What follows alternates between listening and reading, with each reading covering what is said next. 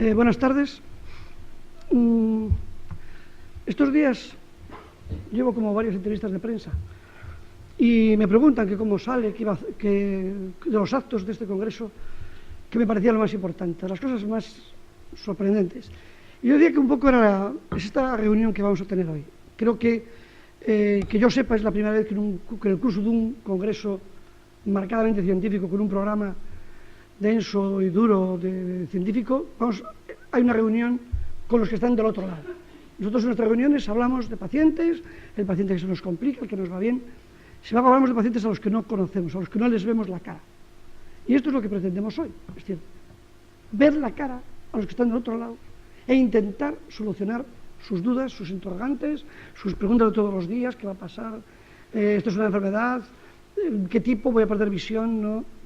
Eso es lo que vamos a pretender responder. Vamos a hacerlo, intentar apurar al máximo el tiempo. Preguntas cortas, espero que las respuestas por nuestra parte también sean lo más concisas, claras y breves, para llegar al mayor número de preguntas. Y para eso, yo, en calidad de organizador local, he seleccionado a los siguientes compañeros que os voy a presentar. Pues vamos a empezar por la derecha. Es Chema Orzalay, del Oftálmico de Madrid, Gregorio Marañón. Doctor Vital Costa, de Sao Paulo, profesor de la Universidad de Sao Paulo. Profesor Félix Gil Carrasco, que es el presidente de nuestra sociedad y es el jefe del Departamento de Glaucoma de un hospital que se llama de la Asociación para la Prevención o Asociación de la Ceguera de México, Distrito Federal. A mi izquierda, el doctor Alberto Martínez Compadre, del Hospital San Eloy de Baracaldo, Bilbao, y a la izquierda, Maribel Canut, de la Clínica Baraquer de Barcelona. Espero que seamos capaces de responder a todas vuestras dudas, y si hay algo que os quede pendiente, los tiempos que podamos después aprovechar, intentaremos llegar a todos vuestros interrogantes. Vamos a empezar con una primera pregunta, y el que tenga el número 1 levante la mano, micrófono, y haga la pregunta. Por favor, número 1.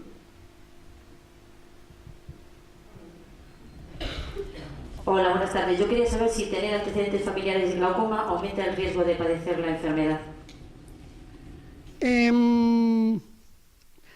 Tener familiares directos con glaucoma aumenta hasta 10 veces el riesgo de tener glaucoma. Hay una cifra que es curiosa. En un estudio realizado recientemente se decía: en pacientes con glaucoma, 1 de cada 8 pacientes tenían un familiar vivo con glaucoma no diagnosticado. Llegaba un glaucoma a la consulta: ¿tiene usted? Bueno, le vemos a los familiares. 1 de cada 8 tenía glaucoma y no lo sabía. Eso exige que los familiares directos de pacientes con glaucoma, estudio anual a partir de los 40 años, estudiando no solo presión, sino campo visual y aspecto de la papila, aspecto del nervio óptico. Hola, buenas tardes. Yo quería preguntar que si cada vez que me toman la tensión ocular la tengo normal, ¿supone eso una garantía de que no hay peligro de glaucoma? Chema.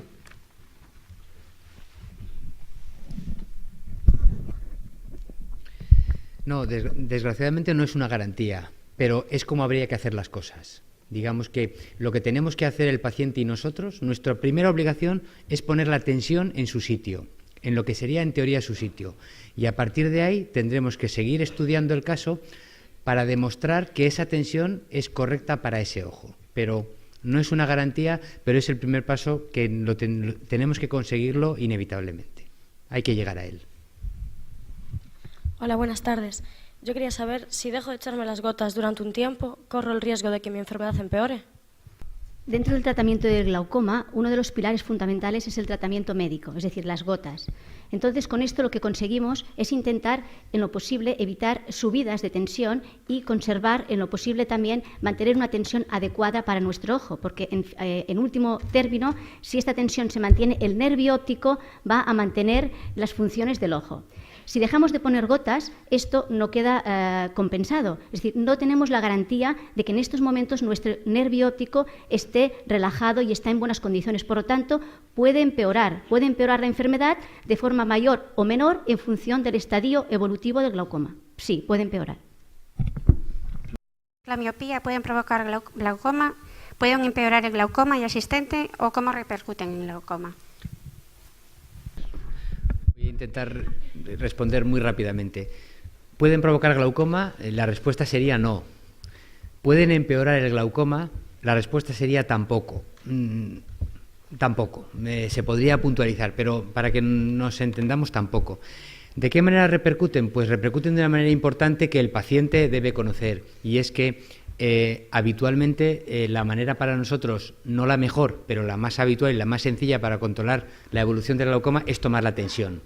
Y una vez de que el paciente ha sido operado con técnicas láser en las que se elimina una porción de su córnea, la capacidad que tenemos o la exactitud que tenemos para saber qué tensión tiene ese ojo cae. No son tan fiables las mediciones de la tensión. Eso no quiere decir que la tensión sea ni más alta ni más baja. Lo que quiere decir es que el método que utilizamos para determinar esa tensión puede tener un error a partir de ese momento. Buenas tardes. ¿En qué circunstancias y a qué edades deben de hacerse las revisiones oftalmológicas para detectar el glaucoma? Doctor Félix Gil.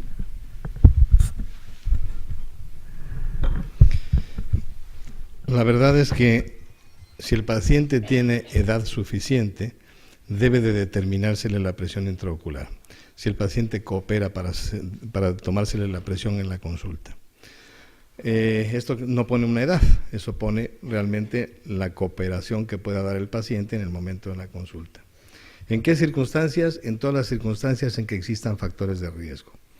En circunstancias como antecedentes familiares de glaucoma, 10 veces más frecuente, en circunstancias de factores de riesgo focales, como por ejemplo la miopía, el pasar de 40 años de edad, el tener problemas de hipertensión o hipotensión arterial, alteraciones sistémicas de tipo venoso, como varices, hemorroides, etcétera, los roncadores que también cursan con problemas de hipertensión arterial, son factores de riesgo particulares que deben de tomarse en cuenta para tomar la presión. Siguiente pregunta, número 6. Buenas tardes. Mi pregunta es, ¿cuáles son los problemas que causa el glaucoma en el funcionamiento del ojo y cuáles son las partes del ojo dañadas y cómo repercute eso en la visión? Bueno, los problemas que el glaucoma causa están localizados, ubicados principalmente en el nervio óptico. El nervio formado de fibras nerviosas, cerca de 1.200.000 fibras nerviosas que son afectadas por el glaucoma, y la persona con glaucoma va perdiendo estas fibras, y después de algún tiempo la pérdida de fibras resulta en una pérdida del campo visual. El campo visual es todo lo que nosotros podemos ver con un ojo cerrado y mirando a un punto. Todo lo que podemos observar con este ojo cerrado y mirando un punto es en nuestro campo visual. Entonces estoy mirando aquí enfrente, pero puedo percibir los dedos aquí y aquí, y el paciente con glaucoma va teniendo una constricción del campo visual hasta un punto en que el centro del campo visual también es afectado y la visión se va y la persona se queda ciega por eso. Es un proceso lento, pero el resultado todo es la ceguera. Buenas tardes. ¿Ante qué síntomas debemos acudir al médico? Y si no notamos nada, aparentemente está todo bien.